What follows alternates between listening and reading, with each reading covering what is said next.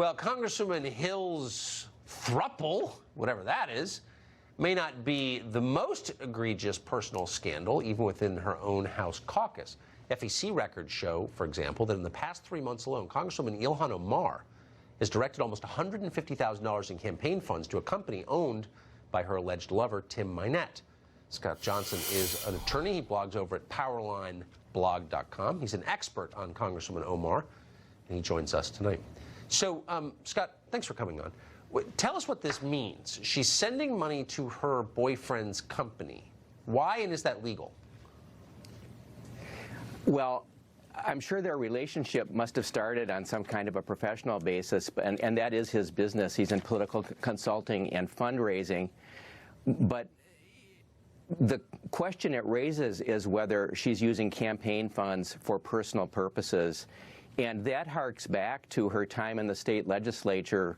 We learned this year at the conclusion of a year-long investigation by Minnesota State Campaign Finance Board that she freely used campaign funds on a penny-ante type basis for personal purposes on at least 9 occasions, and they ordered her to pay back the funds and fined her for it. And I would say, you know, there are complaints that have been made to the FEC related to the facts that you laid out about her financial relationship with her lover.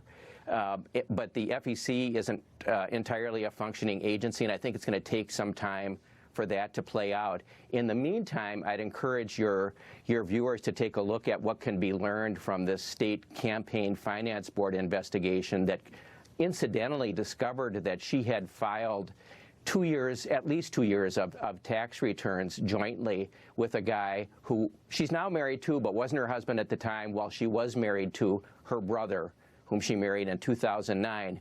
And in Omar's case, we don't have an old-fashioned kind of a, woman or man cheating on her spouse scandal. We have not just that, we have a scandal of a new kind of frauds, kind of for the age of Trump.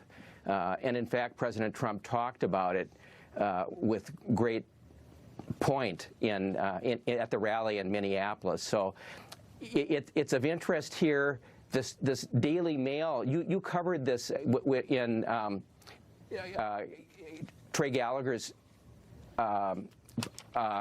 Trace Gallagher's hit last night on the Daily Mail story, which has had a huge impact here in the Somali community.